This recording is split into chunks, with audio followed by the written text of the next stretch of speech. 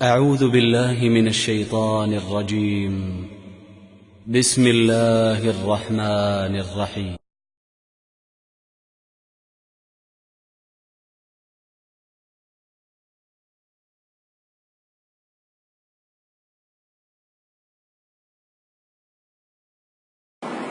جو کس سے سیکھا جائے؟ استاد کے پاس. صرف عربی زبان کا جان لینا کافی نہیں ہے، ہمیشہ استاد کا. ابھی میں نے شیخ القلمیہ نبی حسین محدث دہلوی کا تذکرہ کیا. ان کے عظیم ترین بڑے شاگردوں میں سے، بلکہ نمایاں شاگردوں میں سے حافظ عبدالعزیز رحیم آبادی رحمت اللہ علیہ تھے، اور بڑے تیز و ترار، بڑے شہید تھے. یہ مناظرے میں ہمیشہ بازی لے جاتی. اسی لیے کہا جاتا ہے ایک مرتبہ لوگوں نے کیس کر دیا ان کے اوپر، بڑا دلچسپ ہوا ہے ان کی ذہانت ہٹانا، لیکن سب کچھ ہونے کے باوجود بھی کس کی ضرورت ہے؟ استاد کی. انما العلم بالتعلم. آج کے بڑے فتنوں میں سے فتنہ یہ بھی ہے کہ علماء کے بجائے ڈائریکٹ انسان نیٹ سے ای میل لینا شروع کر دیا. یہ فکرے کا ذریعہ بنا. اتنے ذہین انسان یہ تھے، جب ان کے اوپر کیس ہوا ہائی کورٹ میں کہ یہ مسجد نہیں بنانے دیتے گے، کیوں؟ یہ کسی امام کی تقلید نہیں کرتا. کیس ہوا، عدالت میں گئے، جج نے مخالف پارٹی سے پوچھا بھائی اس پر کیا اعتراض ہے؟ کہا یہ وہابی ہو گیا ہے، کسی امام کو نہیں مانتا، اس لیے ہم اپنی مسجد میں آنے دیں گے، الگ مسجد بنانے دیں گے. اللہ اکبر. ان سے پوچھا کیوں نہیں مانتے؟ کہا کہ میرے پاس علم میں نہیں مانتا. تو مخالف نے کہا ارے صاحب ان سے پوچھے، امام ابو حنیفہ امام شافعی سے بڑا ہے، چھوٹے کو اپنے بڑی کی بات ماننی چاہیے. قاضی نے پوچھا تم بڑے ہو کہ امام صاحب کہا میں بڑا ہوں؟ کیا کہا؟ میں بڑا ہوں. کہا ابو یوسف بڑے کہ یار؟ کہا میں بڑا ہوں.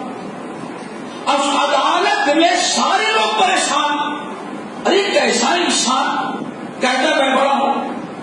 امام شافعی بڑے کہ تم؟ میں بڑا ہوں. لوگ کہتے دیکھو دیکھو ابھی آپ کے سامنے کہ میں بڑا ہوں. جیسے کہا تم سب سے بڑا سمجھتے ہو تو کہا میں آپ کو چھوٹا کیوں سمجھو؟ اب اقلیت سے پریشان. کہا کہ اپنے سے بڑا کس کو سمجھتے ہو؟ کہا پورے ہندوستان میں اپنے سے بڑا سمجھتا ہی نہیں، میں سب سے بڑا. انگریز نے کہا بھائی اس کا کوئی فیصلہ کر نہیں سکتا.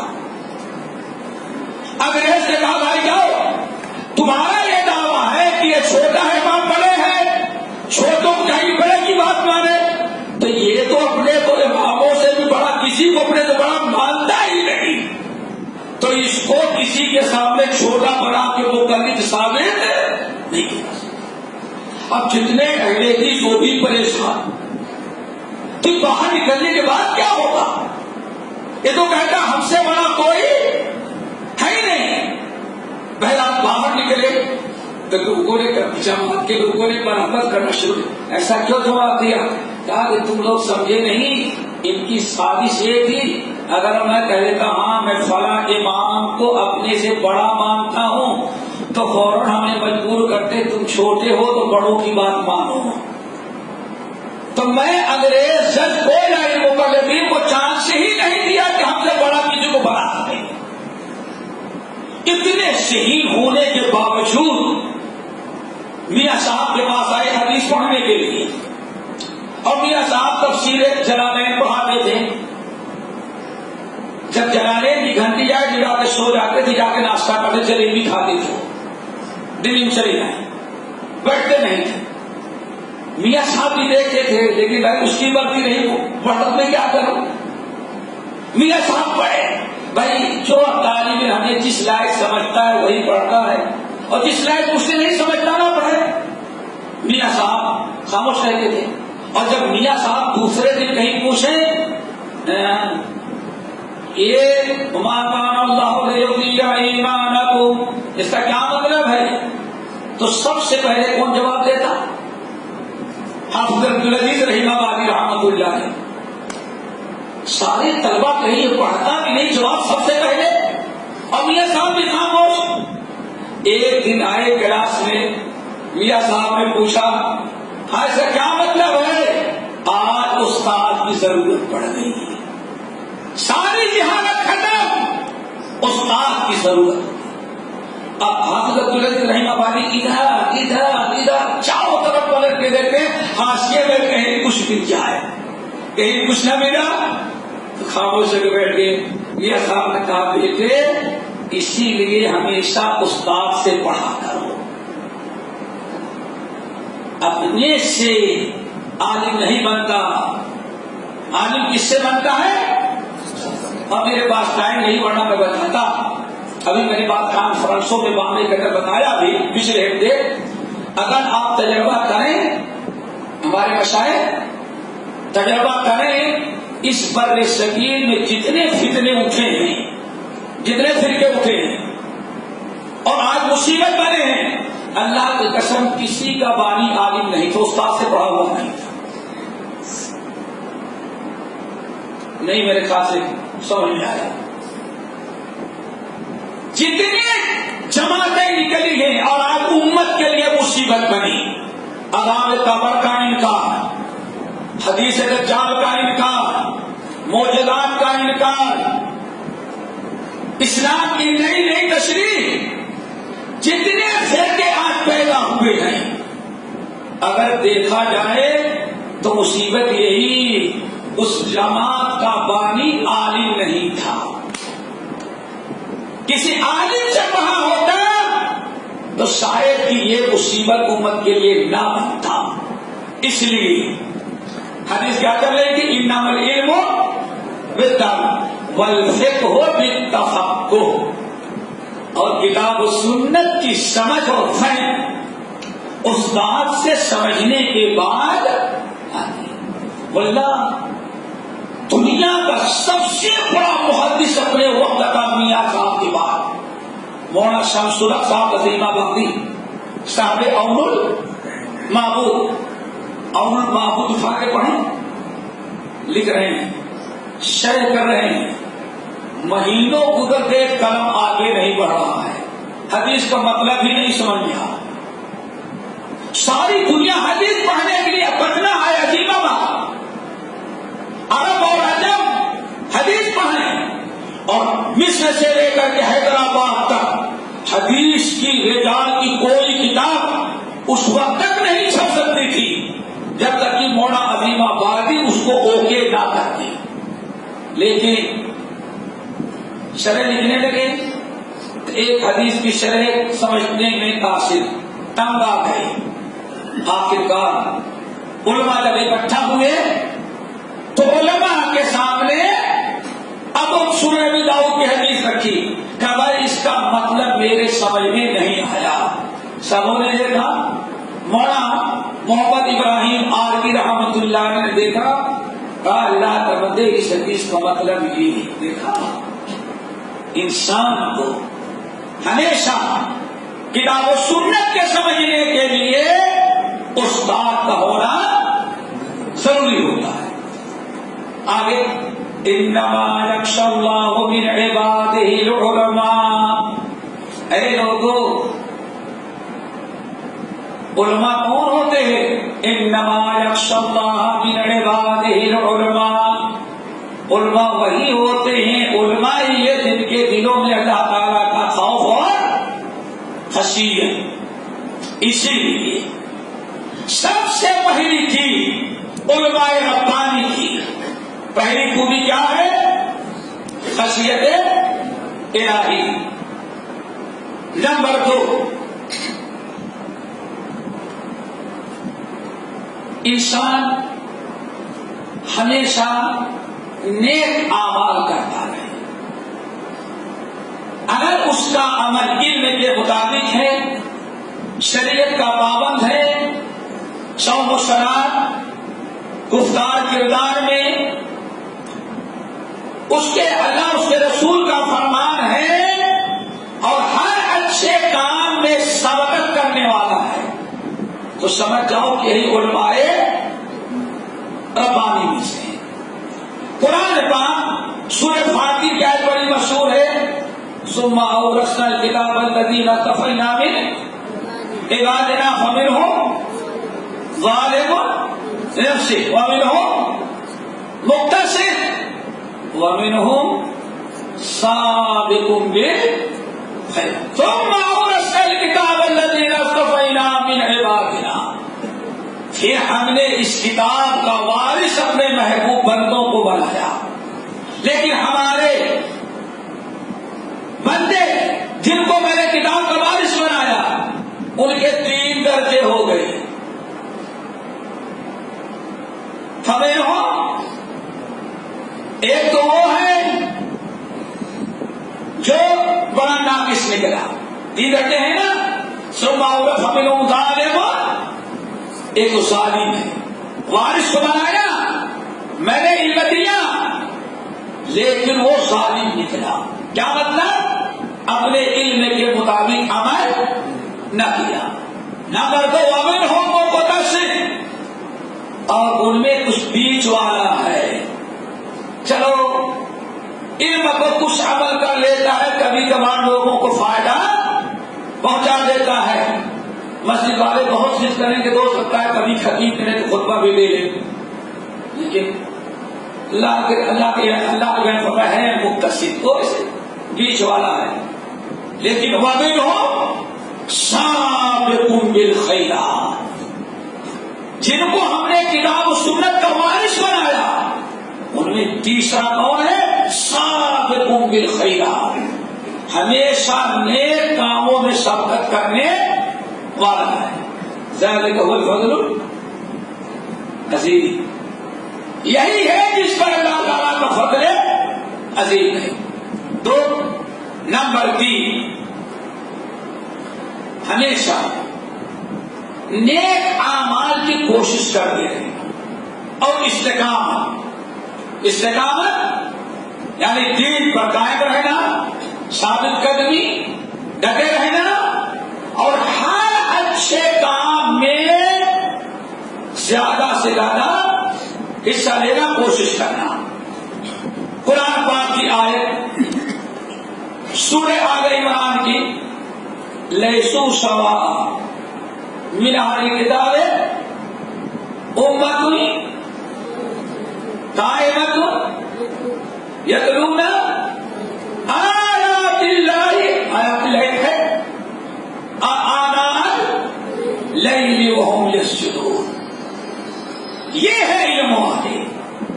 اللہ میں نے ان کو علم دیا تو رات گزر جاتی اللہ تعالیٰ کی کتاب پر، تو وہم یسجدون اور سجدہ کرتے ہوئے، اس طرح سے یہ یأمرون بالمعروف یؤمنون باللہ والیوم الآخر اور یأمرون بالمعروف وینہون عن المنکر ویسارعون فی الخیرات، ہمیشہ نیک کاموں میں، بھلائی کاموں میں یہ بڑھ چڑھ کر کے حصہ لینے والے ہوتے ہیں۔ نمبر 4 بڑی ضروری چیز، علماء ربانی کی نشانی، ہر حکم اللہ اس کے رسول کے ہر بات کے سامنے جس کو کہتے ہیں اپنی گردن جھکانا، سر تسلیم خم کر دینا، ذرہ برابر تاخیر نہیں۔ فلما اسلم وتلہ للجبین، فوری طور پر اللہ کے نیک بندے پیشانی ٹیک دیتی۔ دلیل سورہ اسراء کی آخری آیت، قل آمنوا به او لا تؤمنوا ان الذين اوتوا الكتاب من قبله اذا يتلى عليهم يخرون للاذقان سجدا۔ یہ مانے یا نہ مانے، ہم نے کتاب کا علم جس کو پہلے سے دے رکھا ہے، اس کے سامنے تو اللہ تعالیٰ کی کتاب پڑھی جاتی ہے، یخرون للاذقان، اپنا سجدہ اپنا سر جھکا دیتا ہے. اور آگے کیا ہے؟ یقولون ان کان وعد ربنا لمفعولا. اور تیسری ہے وَيَخِرُّونَ لِلْأَذْقَانِ وَيَبْكُونَ. یہ ہے میرے بھائی علماء حق کی نشانیاں. نمبر 5 اخلاق حسنہ. کیا؟ انما بعثت لأتمم مکارم اخلاق حسنہ. اس کا تذکرہ قرآن پاک کے مختلف مقامات پر، خاص طور پر سورہ قصص. الذین آتیناہم الکتاب من قبلہ ہم بہ مومنون. نہیں آیا. وَإِذَا يُتْلَىٰ عَلَيْهِمْ قَالُوا آمَنَّا بِهِ إِنَّهُ الْحَقُّ مِن رَّبِّنَا إِنَّا كُنَّا مِن قَبْلِهِ مُسْلِمِينَ أُولَٰئِكَ يُؤْتَوْنَ أَجْرَهُم مَّرَّتَيْنِ بِمَا بالحسنات. آگے کہیں بولا بما صبروا ويدرؤون بالحسنات سجیلا. دیکھو جس کو اللہ نے کتاب کا علم دیا ان کے اخلاق عالم یہ کبھی برائی کا بدلہ برائی سے نہیں، اور اللہ کو ڈبل اجر دیا جاتا ہے. اور کماتے ہیں کہ اگر کوئی ان سے لڑتا جھگڑتا ہے تو کیا کہتے ہیں؟ لَكُمْ أَعْمَالُنَا وَلَكُمْ لَا نَبْتَغِي السَّلَامَ عَلَيْكُمْ. یہ اخلاق ان کا ہوتا ہے. یہ علماء حق کی نشانی علامت بیان کی گئی.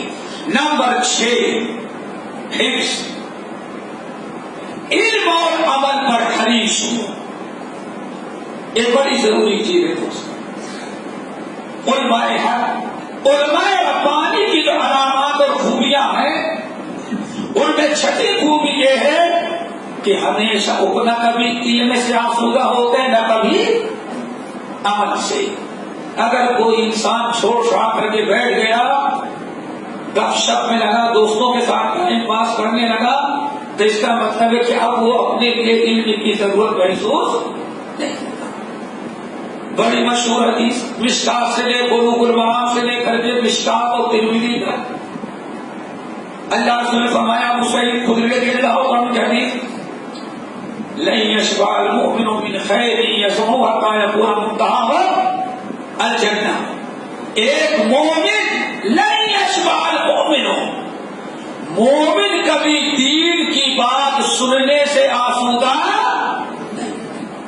کتنی بھی دین کی باتیں سن ڈالے، کتنی بھی حدیثیں پڑھ ڈالے، کتنا بھی زیادہ علم ہو، دنیا کے ہر چیز سے آسودہ ہوتا ہے لیکن علم سے کبھی آسودہ کب تک؟ حتی یکون منتہیٰ الجنہ. یہاں تک کہ آدمی حدیث سنت سنا، خیر کی باتیں سنی، عمل کرتے کرتے اس کی آخری منزل کہاں پہنچ گئی؟ جنت. حدیث ہوتا ہے. احمد بن حنبل کے بارے میں مشہور ہے نا، اللہ اکبر، مرد الموت میں لے کے رہتے، حدیث کا مسودہ ہے، قلم لے کے کچھ نہ کچھ کاٹ رہے ہیں، کچھ چھانٹ رہے ہیں، کچھ بڑھا رہے ہیں، کچھ تصحیح کر رہے ہیں. کچھ لوگوں نے کہا حضرت کم سے کم اب بالکل آخری عمر ہو گئی ہے، بیمار ہیں، بیٹھ نہیں پاتے، کم سے کم اب ان آنکھوں کو ذرا سکون سے رہنے دے، ان آنکھوں کو سکون سے رہنے دے. کہا کیا ہوا؟ کارے لکھنا پڑھنا بند کر دی. احمد بن حنبل نے کہا اللہ کے منظور، لکھنا پڑھنا ہم بند کر دیں، ساری تمنائیں تو پوری ہو گئی، اب ایک ہی خواہش تم آتی رہ گئی، وہ بھی تم روک رہے ہو. لوگوں نے کہا کیا خواہش ہے؟ کہا بس آخری تمنا یہی رہ گئی ہے کہ میں ایسے حدیث پڑھتا ہوں، قلم ہاتھ میں ہو، نسخہ ایک ہاتھ میں قلم ہو، دوسرے ہاتھ میں نسخہ ہو، اور میں ایسے تصحیح کرتا ہوں، ملک الموت ہماری روح قبضہ کرے، قلم اور کتاب میرے سینے پر آ جائے. یہی ہماری تمنا رہ گئی ہے. بس لن يشبع المؤمن من خیر يسمعه حتى يكون منتهى الجنہ. انسان کو حریص ہونا چاہیے. اسی لیے کہتے ہیں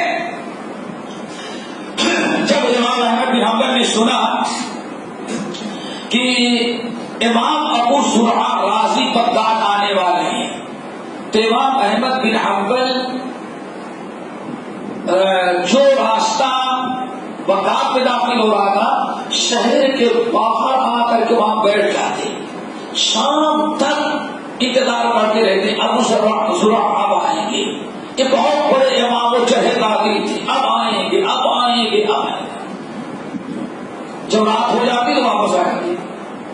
کئی روز گئے، آخرکار امام ابو زرعہ داخل ہوئے، جیسے شہر میں داخل ہونا چاہے تھے تو احمد بن حنبل وہاں کھڑے تھے، پکڑ لیے ملے اور ساتھ لیے لے کر کے آئے، اپنے گھر میں بند کر دیا، بس کہیں جانے ہی نہیں دیا۔ سارے بغداد کے لوگ بھائی کس اسپیڈ سے چلے کہ ابھی تک نہیں پہنچ سکے، کسی کو پتا ہی نہیں چلا۔ ایک ہفتہ احمد بن حنبل اپنے گھر میں رکھا، باہر نہیں آنے دیا، نہیں رہا۔ ان کے بیٹے عبداللہ کہتے ہیں میرے والد کچھ نہیں، مشکل سے نماز پڑھتے اور مشکل سے کھانا کھاتے اور اپنا ایک بات کسی کو نہ بتاتے۔ ابو زرعہ کے بعد بیٹھے، اچھا فلاں راوی کے بارے میں آپ کیا کہتے ہیں؟ ویسے کہتے نوٹ کر لیا۔ فلاں کے بارے میں کیا کہتے ہیں؟ ہوا بہت ضعیف ہے۔ فلاں کے بارے میں کیا ہوا مدلس ہے۔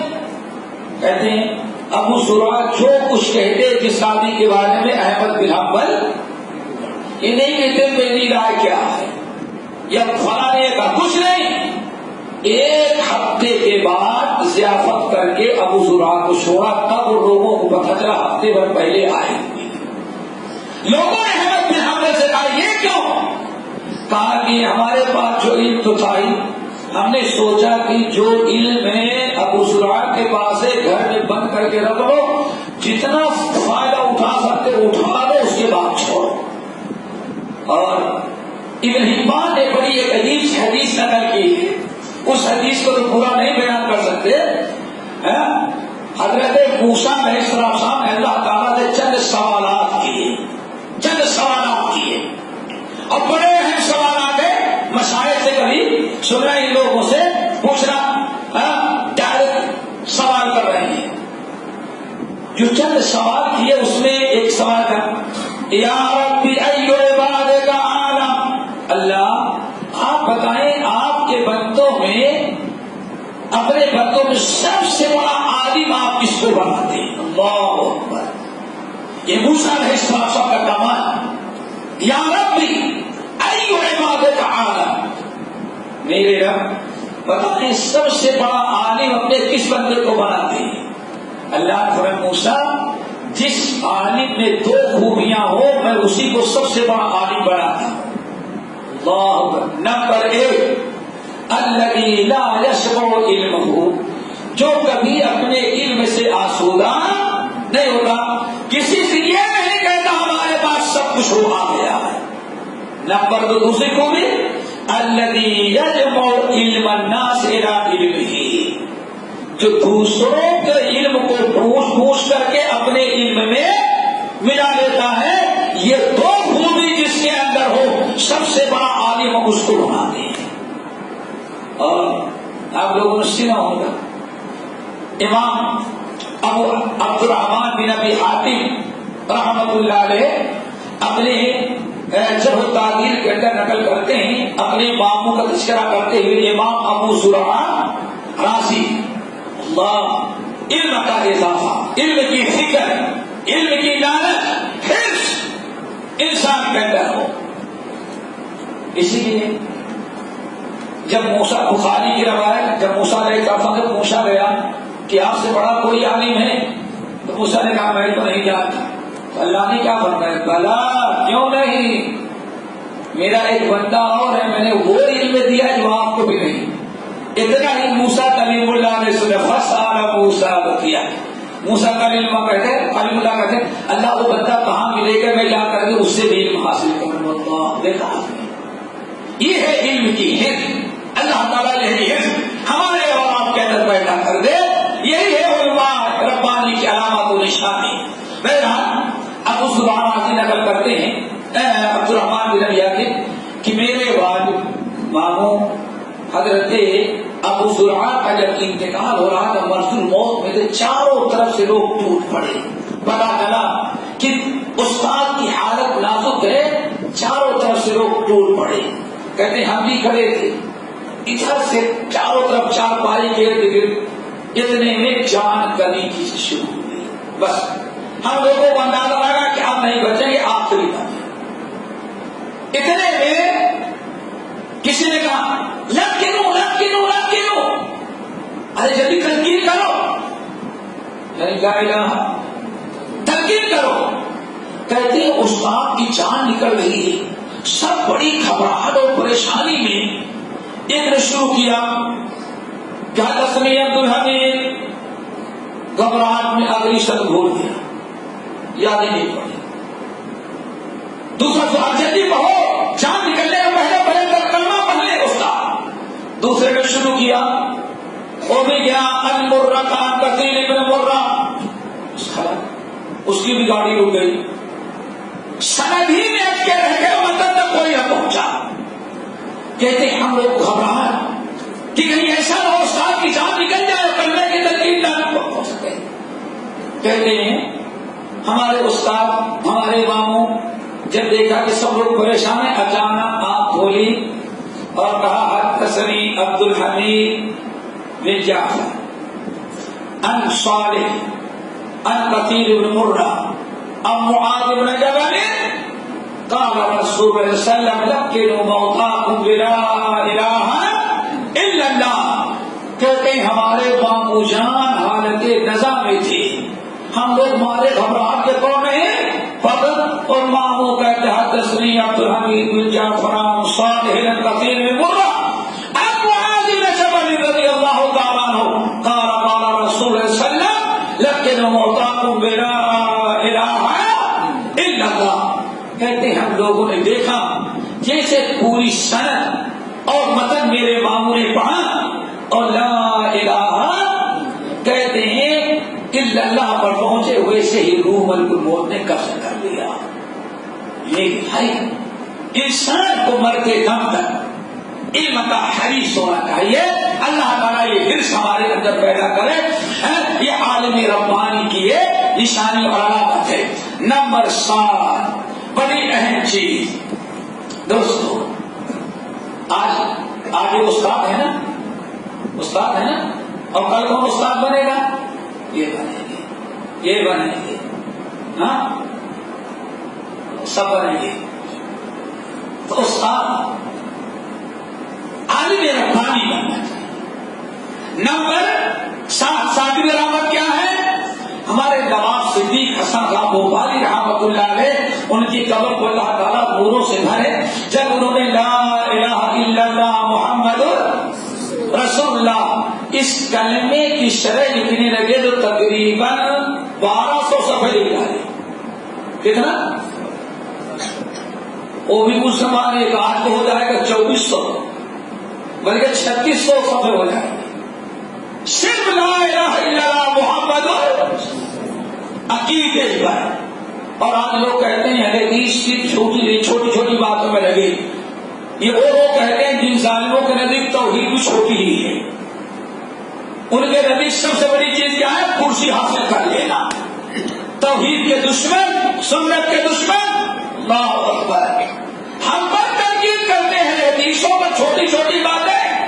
ارے ظالموں، تم نے ہر چھوٹی بات کو بڑی بات کو چھوٹی بنایا اور ہر چھوٹی چیز کو تم نے بڑی بنا دیا.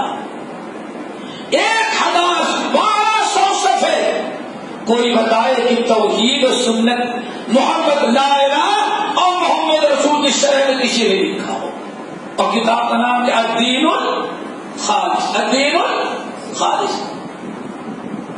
1300 صفحے لکھے لا الہ الا اللہ محمد. اس کتاب کو پڑھیں، بڑی اچھی بات کہتے ہیں اللہ العلماء ورثۃ الانبیاء. ہم لوگ تو یہی سمجھتے ہیں کہ بھائی علم آگے ہم کس کے وارث بن گئے؟ نبی کی. نواب صاحب کہتے ہیں ناممکن ہے وراثت یہ نہیں. العلماء ورثۃ الانبیاء علماء انبیاء کے وارث ہیں، علم میں بھی، عمل میں بھی، اخلاق میں بھی، دعوت میں بھی۔ آئی بات سمجھ میں؟ انبیاء جتنی چیزیں کرتے رہے سب کے وارث کون ہوتے ہیں؟ علماء۔ العلماء ورثۃ الانبیاء۔ اگر ایک انسان اپنے کئی علم کو رکھا، غیروں کے لیے کبھی اپنا علم آگے نہ بڑھایا، تو نبی کا کبھی وارث ہے نہیں۔ العلماء ورثۃ۔ ایک انسان علم ہے، عمل ہے، اگر اخلاق نبی کے نہیں جب بھی نبی کا وارث ہے نہیں۔ العلماء ورثۃ الانبیاء۔ علماء انبیاء کے وارث ہیں، اس لیے انبیاء کے کردار، انبیاء کے اخلاق، انبیاء کی دعوت جب تک کوئی عالم نہیں اپنائے گا صحیح معنوں میں نبی کا وارث ہے۔ دعا کرو ہم سب کو اللہ تعالیٰ سچا وارث بنائے۔ لیکن جو کتاب و سنت کی دعوت دے گا وہی نبی کا وارث بنے گا نا بھائی۔ جو صرف قبر پر چادر چڑھانے کی دعوت دے گا تو احمد رضا خان کا وارث تو ہوگا، لیکن محمد صلی اللہ علیہ وسلم کا نہیں ہوگا۔ جو ساری زندگی قدوری اور شہبکایا مسل بکر ہے اور اہل حدیثوں کو کہے یہ رافضی ہے، خارجی ہے، دہشت گرد کہہ دیتے، بے ایمان یہ بھی کہا۔ سمجھ گئے نا؟ اور تعجب کی بات تو یہ ہے، ہم نے بامبے کی کانفرنس میں بتایا، میں کہا ایک بات تو غور نہیں کرتے، وہ لگ رہا ہے کہ یہ کہ طلاق ثلاثہ کو نہیں مانیں گے تو یہ سلفی ہیں، سلفیوں کو سلفی دہشت گرد نہیں۔ اور انہوں نے اصلی کتاب نہیں پڑھی۔ ایک ہندو عورت کہتی ہے وہابی اہل حدیث تو کہہ رہے ہیں قرآن میں ہے، وہ کہتا نہیں اہل حدیثوں نے صحیح کتاب نہیں پڑھی۔ ہندو کہہ رہی صحیح کتاب ہے قرآن، اب وہ ظاہر کیا کہتا ہے صحیح کتاب نہیں پڑھی، کیا نہیں کیا ہوگا؟ ہندو عورت کہتی ہے بھائی قرآن میں لکھا ہوا ہے اہل حدیثوں کو دہشت گرد کہنے والے، شدت پسند کہنے والوں پر اللہ کے چوٹیاں ڈنڈے پر دیکھو۔ ایک ہندو عورت کہتی ہے کہ ہر کتاب میں قرآن میں، اور دہشت گرد ہم کو قرآن لینے والا کیا کہتے ہیں نہیں وہ صحیح کتاب نہیں۔ سنا نا آج کیسی دیکھو، قرآن بھی اگر خلاف پڑے تو صحیح کتاب۔ اللہ اکبر۔ اس سے اندازہ لگتا ہے میرے بھائیوں یہ نبی کا وارث کبھی نہیں ہو سکتا۔ اس لیے سبوں نے اپنی وراثت تقسیم کی۔ اہل حدیث خوش نصیب ہیں کہ ان کو اپنے باپ دادا کی وراثت سے زیادہ محبت نبی کی وراثت سے۔ یہ ہمارا اللہ اکبر۔ العلماء ورثۃ الانبیاء۔ نمبر 8 سنے گے، تھک گئے ہیں، سنیں گے لیکن بڑے دل و گردہ کی بات ہے۔ لا یخافون فی اللہ لومۃ لائم۔ نبی کے جو وارث ہوتے ہیں ان کو یہ فکر نہیں ہوتی لوگ کیا کہیں گے۔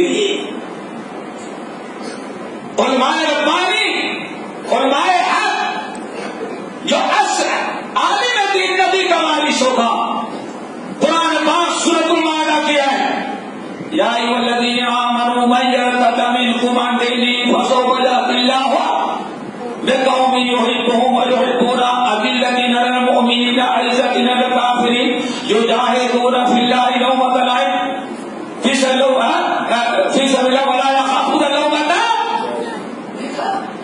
اللہ نے کتنی بڑی بات کہی اور ایمان والوں کو خطاب کیا، یا ایھا الذین آمنوا، اے ایمان والو یہ میری کتاب ہے اور یہ نبی کی سنت ہے، تم کو اسی ہماری کتاب پر اور نبی کی سنت پر عمل کرنا ہے، اسی پر قائم رہنا ہے اور اسی کی دعوت بھی ہے۔ من یرتد منکم، تم میں سے جو ان دونوں کو چھوڑ دے گا، کیا کرے گا؟ قرآن کو چھوڑا، فضائل اعمال و فضائل سنت پکڑ لیا۔ میں ایمان والو صحابہ کرام کو خطاب، ومن یرتد منکم عن دینہ، جس نے چھوڑ دیا، کس کو چھوڑا؟ کتاب اللہ سنت رسول کی، دفع ہو جاؤ، تمہاری کوئی ضرورت اللہ کو نہیں۔ کیوں؟ فسوف یأتی اللہ بقوم، تمہیں دفع کر کے اللہ ایسے لوگوں کو اپنے دین پر چلنے اور کتاب و سنت کی دعوت دینے کے لیے منتخب کر لے گا، جن کی چند خوبیاں ہوں گی۔ نمبر یحبہم ویحبونہ، وہ اللہ سے محبت کریں گے، اور یہاں بعض لوگوں نے کہا اللہ ان سے محبت کرے گا، وہ کس کے محبوب ہوں گے بھائی؟ بعض مفسرین نے بڑی عجیب سے بات کہی کہ یہ بات تو واضح ہے، فسوف یأتی اللہ بقوم یحبہم، اللہ ان سے محبت کرے گا۔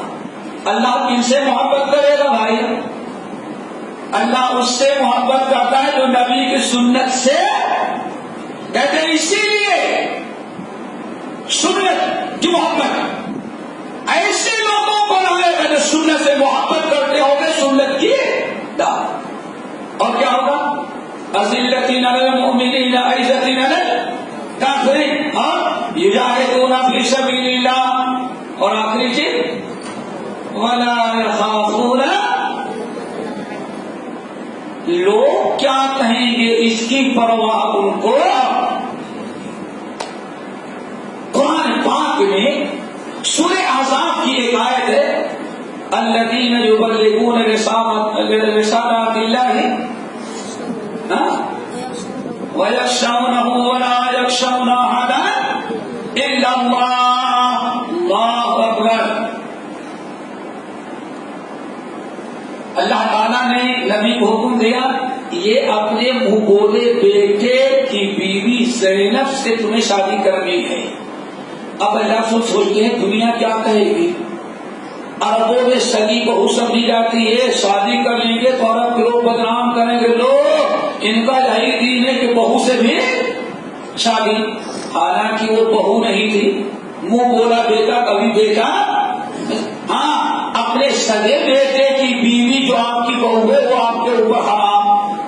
کسی کو آپ نے کہا تو میرا بیٹا ہے، یا آپ نے کسی کہا تو ہمارا چچا ہے، تو ایسا نہیں اس کی بیوی آپ کی چچی ہو گئی اور کیا کہتے ہیں آپ اس کی بیوی آپ کی بہو بن گئی۔ اللہ نے اس قسم کو توڑا، لیکن اللہ تو یہی سوچتے ہیں کہ لوگ پتہ نہیں کیا کہیں گے۔ آج سب سے بڑی مصیبت اس امت میں اسی فتنے کی ہے۔ علماء ربانی نے اپنا یہ فریضہ چھوڑا، بات سمجھ آئی؟ اللہ تخشى الناس اللہ احق ان تخشى، اے نبی بڑے افسوس کی بات ہے آپ لوگوں سے ڈرتے ہیں کہ لوگ آپ کو بدنام کریں گے، لوگ کیا کہیں گے، لوگ بہو سے شادی کر لیا اور آپ کا حکم دے رہا ہے شادی کریں، اگر لوگوں کی رعایت میں شادی کرنا چھوڑ دیں گے تو رب کیا کہے گا، اس کی فکر نہیں ہے۔ اللہ تعالیٰ کہتی ہے اگر پورے 30 پارے کی آیت میں نبی کوئی آیت چھپائے ہوتے تو ایک چھپاتے، یعنی وہ جو دنیا کا سب سے بدترین گروہ رافضیوں اور رافضیوں کا ہے، جو اسلام کے لیے ہندو یہودی اتنا بڑا دشمن نہیں، جو رافضی شیعہ بدبخت ہوا کرتا ہے۔ اس لیے پر اتفاق علماء سب سے بڑا دشمن اسلام فرقہ کون سے ہے؟ رافضی۔ ابو بکر کو جو رب کے اب اللہ کے نبی کے شاگردوں کا وفادار نہیں ہوگا، وہ قیامت تک کسی سنی کا وفادار نہیں ہوگا۔ جو لقد رضی اللہ عن المؤمنین اذ یبایعونک تحت الشجرہ، جو قرآن پاک کی آیت کا انکار کر سکتا ہے وہ کبھی ہمارا وفادار نہیں۔ دنیا کی غلیظ بے ایمان قوم روافض شیعہ، اور ایک گروہ پیدا ہوا جس نے اس کو مسلمان سمجھا، ورنہ کبھی اس کو مسلمان نہیں سمجھا گیا تھا۔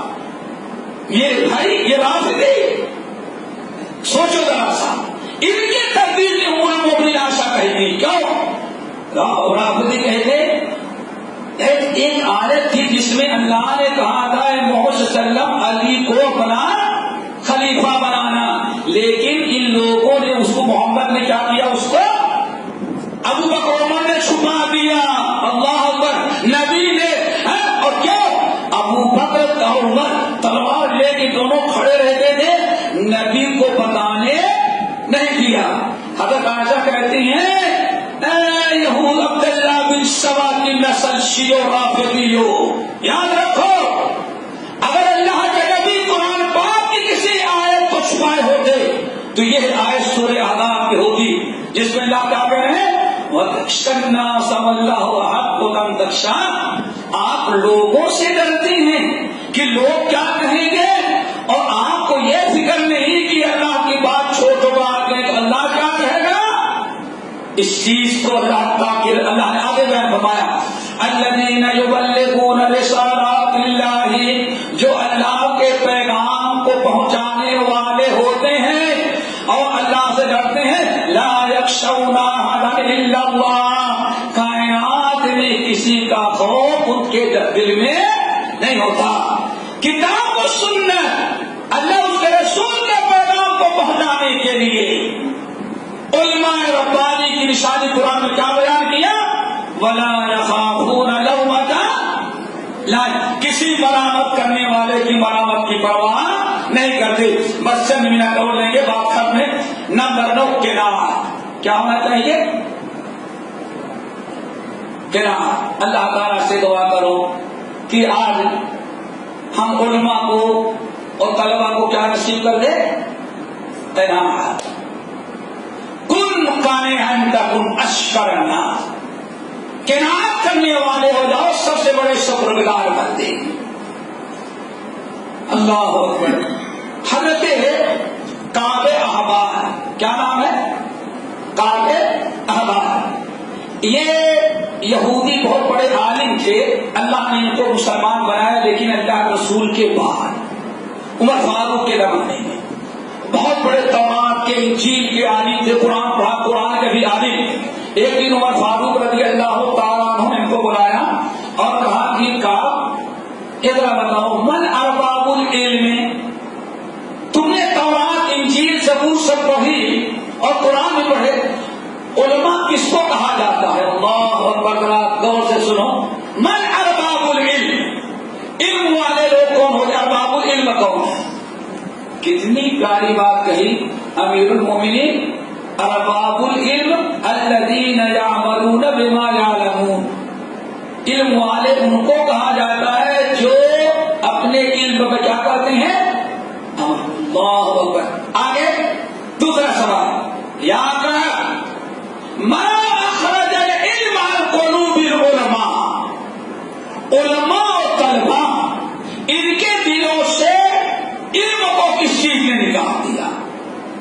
اتنے دن تک پڑھا قرآن حدیث کا علم، لیکن علم ان کا کہاں چلا گیا؟ کس نے نکالا؟ اللہ اکبر. قناعت ضروری. کیا قناعت؟ کیا مطلب؟ حلال طریقے پر اللہ جتنا دے تو اس پر کیا کیا جائے؟ قناعت. کس نے نکالا؟ تو بڑی پیاری بات کہی، کہتے ہیں اب تمام مال اور کرسی کے لالچ نے علماء کے دل سے اللہ نے علم کو تمام حرص اور تمانے علماء کے دل سے علم کو نکالا. پتا چل گیا قناعت کتنا ضروری ہے. اللہ تعالیٰ ہم سوچ سکو قناعت. اسی لیے حضرت اللہ تعالیٰ نے اپنے نبی کا حکم دیا وَلَا تَمُدَّنَّ عَيْنَيْكَ إِلَىٰ مَا مَتَّعْنَا بِهِ أَزْوَاجًا مِّن زَهْرَةِ الْحَيَاةِ الدُّنْيَا لِنَفْتِنَهُمْ فِيهِ وَرِزْقُ رَبِّكَ خَيْرٌ وَأَبْقَىٰ. اے نبی آپ کو ہم نے جو دیا قرآن وَلَقَدْ آتَيْنَاكَ سَبْعًا مِّنَ الْمَثَانِي وَالْقُرْآنَ الْعَظِيمَ، اتنی بڑی دولت دے دیا ہے. اس لیے اب دنیا کے دیندار جو بڑے دنیا دار ہیں ان کے دنیا داری پر آپ نگاہ نہ ڈالیں. سچے وارث نبی کے حضرت عروہ ابن زبیر رحمت اللہ علیہ، اللہ نے ان کو چوچوا مانگی، اللہ نے بہت بڑا عالم بنایا، بہت بڑا علم ان کو دیا. اگر وہ کبھی جاتے مارکیٹ کی طرف کسی دکان کو دیکھ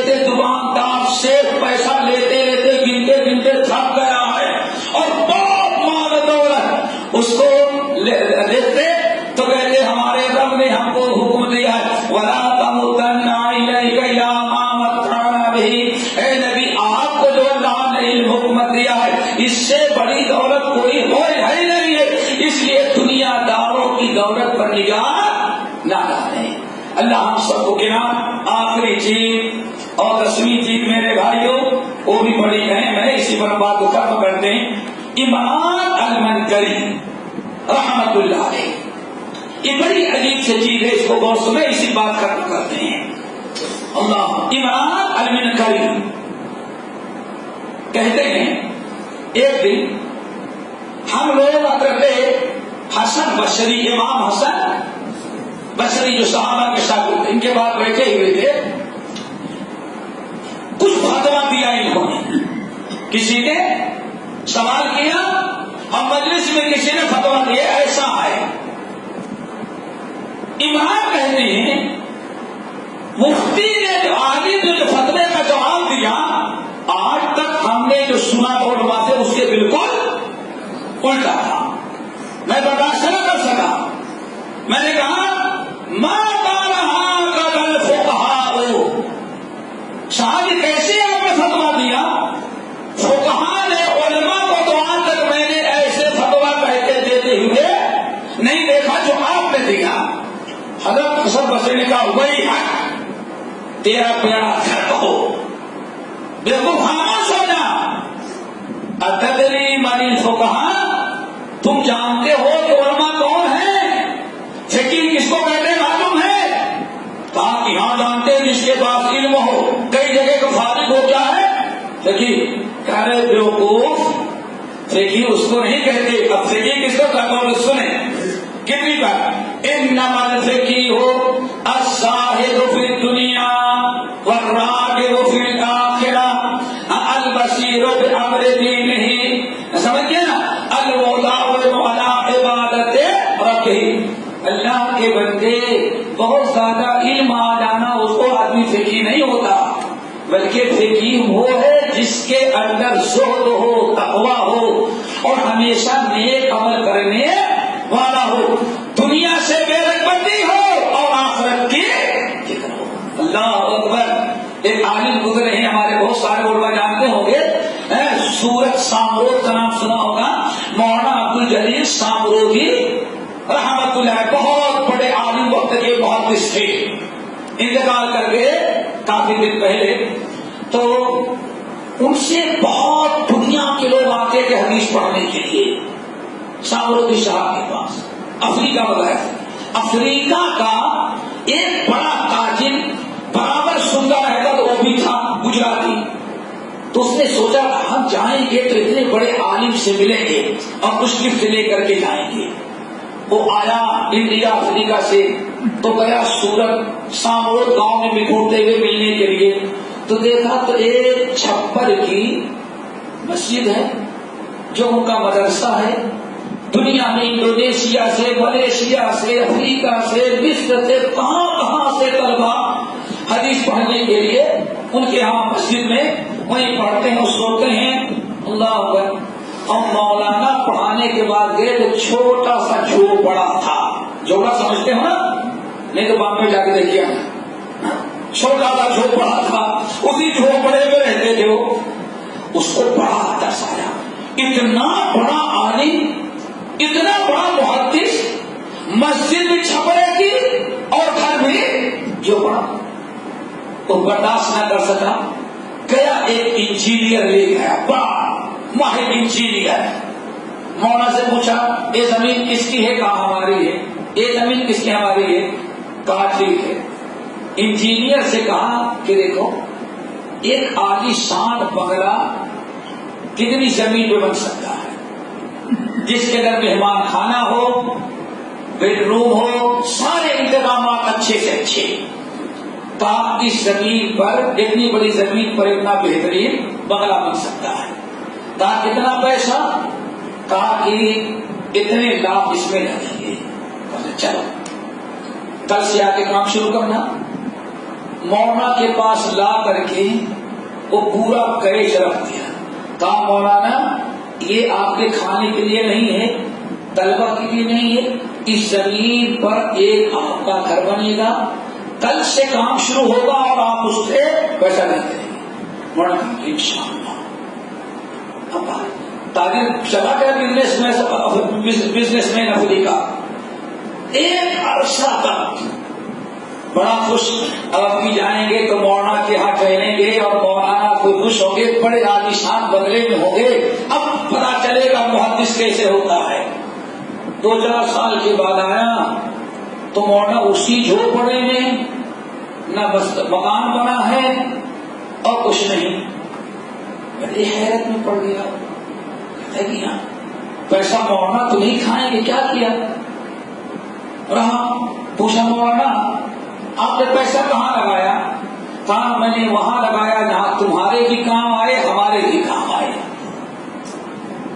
ہم نے ایک پیسہ تیرا نہیں کھایا، 1 روپیہ نہیں، تیری پوری امانت میں نے ایسی جگہ لگا دی ہے کہ جہاں تجھے بھی فائدہ پہنچے مجھے بھی۔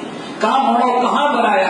کہا یہ دیکھو مسجد چھپر کی تھی، میں نے پکی مسجد بنوائی ہے اور یہ ایسا ہے کہ تجھے بھی ثواب ملے گا، مجھے بھی مرنے کے بعد کام آئے گا۔ کہا مکان کے لیے میں نے دیا تھا۔ اللہ کے بندے کیوں غصہ ہوتا ہے؟ مکان میں رہتا تو میں اکیلے فائدہ اٹھاتا، ہم نے اپنے سے پہلے اللہ کے گھر کو بنایا ہے اور ایسی مکان بنایا ہے کہ جب تک نمازی نماز پڑھے تو تجھے بھی ثواب ملے گا اور تیرے ساتھ مجھے بھی ملتا رہے گا۔ یہ ایک کناعت، دیکھا اس کو کہا جاتا ہے عالم فقیہ۔ اللہ تعالیٰ یہ 10 باتیں ہم نے بیان کی ہیں، انہیں یاد رکھ کر عمل کرنے کی توفیق نصیب فرمائے، اور اس کے علاوہ بہت ساری آیتیں علماء ربانی کلامات و نشانیاں پھر کسی اور موقع پر اللہ تعالیٰ موقع دے گا بیان کریں گے۔ اقول قولی ھذا واستغفر اللہ من کل ذنب واتوب الیہ۔ کافی